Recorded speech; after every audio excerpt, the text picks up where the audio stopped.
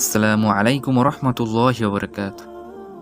প্রিয় দর্শক মণ্ডলী, আপনাদের মনে প্রশ্ন আসে না কেন এই পাঁচ ওয়াক্ত নামাজ হলো আমাদের? তো আপনাদের প্রিয় দর্শক মণ্ডলী, আমি আজকে পাঁচ ওয়াক্ত নামাজের কথা বলবো, যা কিভাবে সৃষ্টি হয়েছিল। তো রাসূল সাল্লাল্লাহু আলাইহি সাল্লামের কঠিনতম দিনগুলো পার করছিলেন, দাওয়াতও চলছিল সমান্তরাল, কখনো সফলতা কখনো চ্যালেঞ্জ। এমনই সময় দিগন্তে আসার আলোয় উকি দেয়, প্রকাশ ঘটে মানব ইতিহাসের সেই বিস্ময়কর ঘটনা, যা হলো ইসরা ও মিরাজের ঘটনা। রাতের বেলা রাসূল সাল্লাল্লাহু আলাইহি সাল্লামকে হারাম শরীফ থেকে বাইতুল মুকাদ্দাসে নিয়ে যাওয়া হয়। অতি বিস্ময়কর এক প্রাণী বুরাক, এতে চেপে জিব্রাইলের সাথে রাসূল সাল্লাল্লাহু আলাইহি সাল্লাম চলেছেন বাইতুল মুকাদ্দাসের পানে। শেষ হয় সফর। বুরাককে বেঁধে, অর্থাৎ সেই প্রাণীকে বেঁধে রাখেন মসজিদের দরজার এক পাথরে। তার ইমামতিতে সেখানে সমস্ত নবী নামাজ আদায় করেন। ওই রাতে তাকে বাইতুল মুকাদ্দাস থেকে প্রথম আকাশে নিয়ে যাওয়া হয়। জিব্রাইল আলাইসাল্লাম দরজা খুলতে আবেদন করেন, দরজা খুলে দেওয়া হয়। সেখানে তিনি আদি মানব হযরত আদম আলাইসাল্লামকে দেখতে পান। তাকে সালাম দেন এবং অভিবাদন জানান। হযরত আদম আলাইসাল্লাম সালামের জবাব দেন, তার নবুয়াতের স্বীকারোক্তি দেন। আল্লাহ তাআলা রাসূল সাল্লাল্লাহু আলাইহি সাল্লামকে হযরত আদম আলাইহিসসালামের ডানে ভাগ্যবানদের এবং বামে হতভাগ্যদের দেখিয়ে দেন। ওখান থেকে দ্বিতীয় আকাশ, দরজা খুলে দেওয়া হয় আকাশের। ওখানে তিনি হযরত জাকারিয়া ও হযরত ঈসা আলাইহিসসালামকে দেখতে পান। তাদের সাথে দেখা করেন এবং সালাম করেন। তারাও সালামের জবাব দিয়ে অভিবাদন জানান এবং তার নবুয়াতের স্বীকারোক্তি দেন।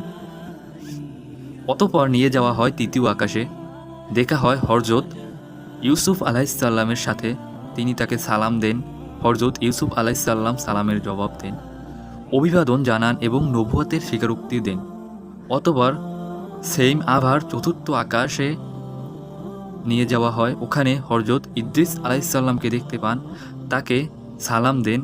হযরত ইদ্রিস আলাইহিসসালাম সালামের জবাব দেন এবং অভিবাদন জানান এবং তার নবুয়াতের স্বীকারোক্তি দেন। পঞ্চম আকাশে যখন যায়, ওখানে হযরত হারুন ইবনে ইমরান আলাইহিসসালামকে দেখতে পান। তাকে সালাম দেন। হযরত হারুন আলাইহিসসালাম সালামের জবাব দেন। তাকেও অভিবাদন জানান এবং তার নবুয়াতের স্বীকারোক্তি দেন। ষষ্ঠ আকাশে যখন যায়, ওখানেও হযরত মুসা ইবনে ইমরান আলাইহিসসালামের সাথে দেখা হয়। তাকেও সালাম দেন। তিনি সালামের জবাব দেন। তাকেও সেইম অভিবাদন জানান এবং তার নবুয়াতের স্বীকারোক্তি দেন। তাকে অতিক্রম করে চলে যাওয়ার সময় তিনি কান্না করেছিলেন। তখন রাসূল সাল্লাল্লাহু আলাইহি সাল্লাম জিজ্ঞেস করেন, আপনি কান্না করছেন কেন? হযরত মুসা আলাইহিস সালাম বললেন, আমার পরে একজন নবী হয়েছেন, অথচ আমার উম্মতের চেয়ে তার উম্মতে বেশি জান্নাতে প্রবেশ করবে। সুবহানাল্লাহ। অতঃপর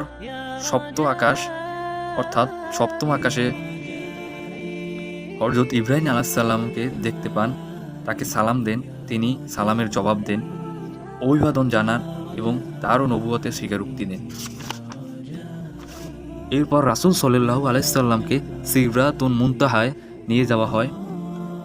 আল্লাহর কোনো সৃষ্টি এর সৌন্দর্যের বর্ণনা দিতে সক্ষম হবে না। তাকে নিয়ে যাওয়া হয় বাইতুল মামুরে।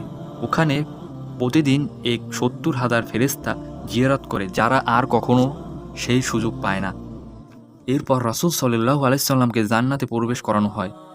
তিনি সেখানে মণিমুক্তার দড়ি দেখতে পান। জান্নাতের মাটি হচ্ছে মেশক। সুবহানাল্লাহ। তাকে আরও উপরে নিয়ে যাওয়া হয়। তিনি সেখানে কলমের আওয়াজ শুনতে পায়। অতঃপর তাকে আল্লাহর কাছে নিয়ে যাওয়া হয়। তিনি তার সান্নিধ্য যান।